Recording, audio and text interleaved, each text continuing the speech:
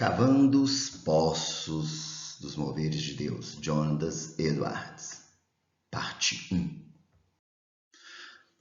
O falso cristão parece limpo e claro aos seus próprios olhos. O verdadeiro cristão, ao contrário, conhece o seu próprio coração e sente que é um grande pecador. Essa é uma frase de Jonathan Edwards, um homem muito usado por Deus. Um homem que liderou e pastoreou um avivamento. Sabe, um homem de uma influência intensa e um homem que amava muito a Deus. Ele tinha um amor muito doce pelo Senhor. Quando eu falo doce, é porque ele usava expressões assim para demonstrar o amor dele por Deus. Ele foi um homem que influenciou assim gerações de cristãos. E ele tinha o quê? Ele entendia uma coisa. Ele entendia que quanto mais prazer ele tinha em Deus, mais Deus era glorificado. Então ele gostava de conhecer a pessoa, o caráter de Deus. E isso, gente, fluía através dele. Através do quê? De uma vida cheia do Espírito Santo. Bom, a vida de Edwards, sim, tem um legado muito precioso. Ele é conhecido como um dos maiores teólogos da história americana. E ele, assim, ele influenciou muita gente, influenciou muito o movimento missionário ali no século XVIII. E a vida dele é um exemplo de consagração, né? Um exemplo de consagração, um exemplo de dedicação a Deus. Ele é filho de pastores. Ele tinha assim uma vida assim muito preciosa. E na verdade ele foi assim, o único filho homem dos pais dele, né? Timothy e Esther Edwards. Ele teve 10 irmãs, na verdade. Mas assim, ele seguia muito um movimento muito precioso. Quando eu fiz o vídeo de Wesley, eu citei o movimento pietista. E Edwards, ele viveu muito assim o movimento dos puritanos. Os puritanos eram um povo assim. O nome puritano hoje, infelizmente, ele teve as pessoas veem de forma negativa, né? Mas os puritanos eram um povo assim muito temente ao Senhor, muito temente a Deus. Tudo bem que muitos puritanos acabaram assim se tornando muito legalistas em relação a muitas coisas, mas a essência do movimento puritano era o quê? Os anglicanos, eles se tornaram assim muito rígidos, e os puritanos se tornaram pessoas, de forma simples, se tornaram aqueles que estavam o quê? Que queriam mais de Deus, que tinham uma piedade maior, um desejo maior. Tanto que eles eram muito negligenciados e deixados de lado pelos anglicanos. E aí o que acontece? Quando os ingleses começam a vir para os Estados Unidos, quem vem? Os puritanos. Por isso que os Estados Unidos eles têm uma base muito preciosa no Evangelho. Muito lindo esse legado. E, gente, o legado de John Wesley é um negócio assim intenso.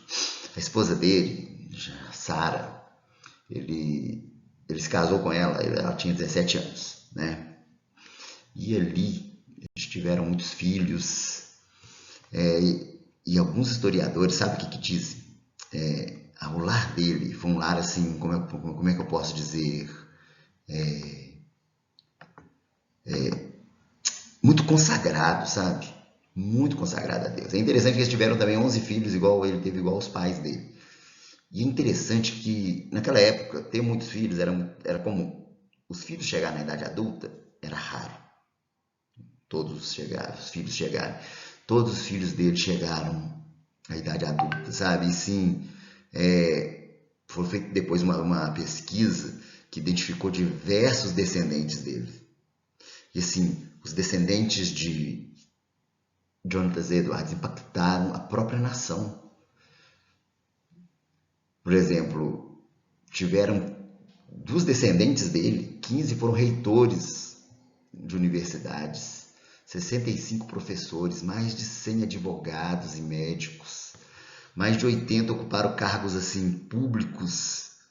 Teve o quê? Senadores, governadores e até mesmo que um vice-presidente dos Estados Unidos. Fora o que os missionários que surgiram dessa. Foram muitos missionários, foram muitos homens assim. Então, a vida foi um legado de gerações. A vida de Jonathan Edwards, assim, a forma como ele criou os filhos, ele e a Sarah, né, trouxe grande impacto. O contexto do avivamento, queridos, é importante a gente entender que Jonathan Edwards, ele foi uma das pessoas mais usadas por Deus naquilo que eles chamam de primeiro grande avivamento americano. Agora, como que se dá esse contexto? Bom, parte do contexto é que, como eu já disse, os Estados Unidos ele foi colonizado pelos puritanos, então, essencialmente, já tinha um fogo de avivamento ali, né? E a tradição puritana, ela buscava muita experiência com Deus. Não era apenas um conhecimento intelectual da fé, era uma experiência de alegria no Senhor, de busca pelo Senhor, certo? Infelizmente, como já disse, muitos puritanos partiram para um lado errado de legalismo. Por isso a gente deve estar sempre vigiando as nossas intenções, queridos, sempre.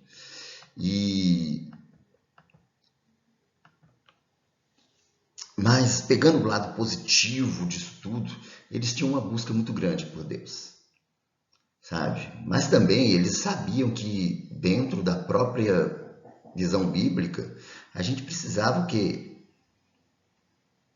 Colocar para fora tudo aquilo que Deus estava fazendo para a gente. Eles valorizavam as emoções também. Tanto que foi um avivamento que aconteceu assim, foi um pouco controverso na época, porque houveram manifestações físicas intensas. O que eu chamo de manifestações físicas? Algo parecido com o que acontece hoje. Pessoas caíam, pessoas assim tinham manifestações muito fortes do espírito. Eles não tinham ali muito a prática da oração em línguas, mas o mover do espírito acontecia no meio deles. E as pessoas, quando eram tocadas por um sermão, por uma palavra, elas começavam a cantar, elas começavam a... Tinha gente que até desmaiava. Realmente, a coisa era intensa.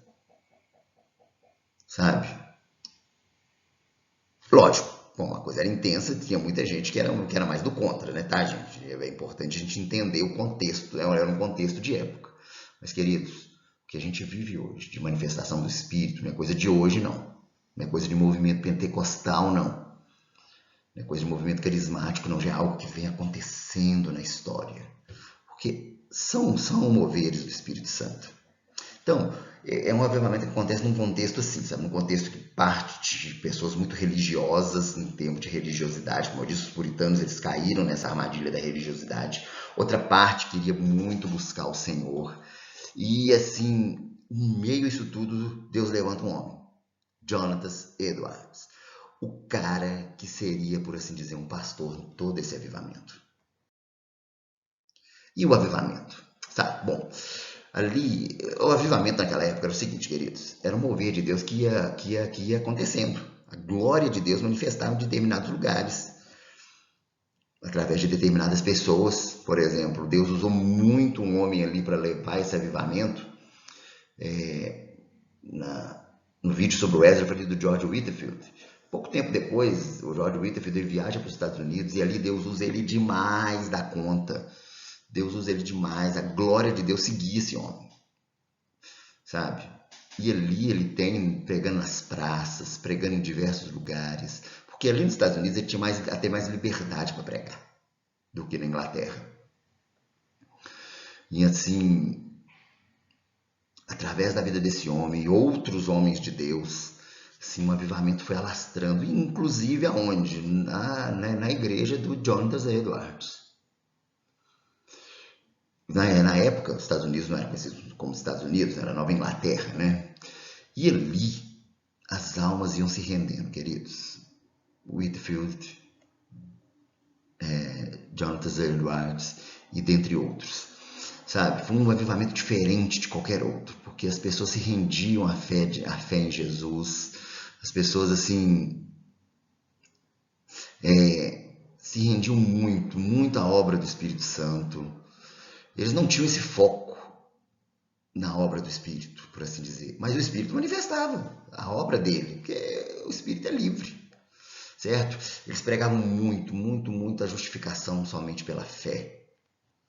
Quer dizer que a gente precisava, pela fé, nós podíamos encontrar Jesus Cristo, arrepender dos nossos pecados. E existia uma coisa, era o reconhecimento da necessidade. Era quem faz o programa de cura, você não entende que o primeiro passo é o admitir essa necessidade de Jesus. E ali, gente, o avivamento explodiu. Lógico, como eu disse, Deus usou outras pessoas, Deus usou o movimento, os morávios, os metodistas que vieram da Inglaterra, pessoas, discípulos de John Wesley. E assim, o fogo ia se alastrando.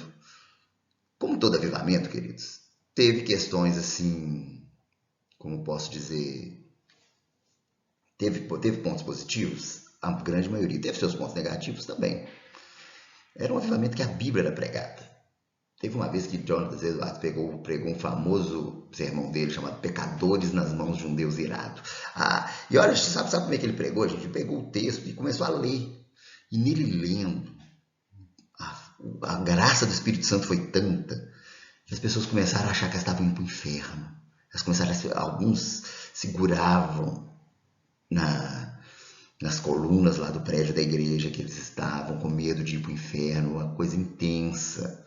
Então a palavra era muito pregada. Lógico, como eu disse, teve os seus pontos negativos também, porque devido ao legalismo que existia, alguns, tipo assim, que estavam vivendo aquela experiência, diziam o seguinte: existiam as novas luzes e as velhas luzes. Aí você já imagina o que era, né? As novas luzes era o pessoal que era aberto para mover, as velhas luzes era o pessoal era o pessoal mais de amianto, que não estava nem aí para mover. Só que aí os novas luzes começaram o quê? A se achar melhor que os velhas luzes. E aí, gente, teve questões? Teve. E quem foi o homem que Deus usou para pastorear isso tudo?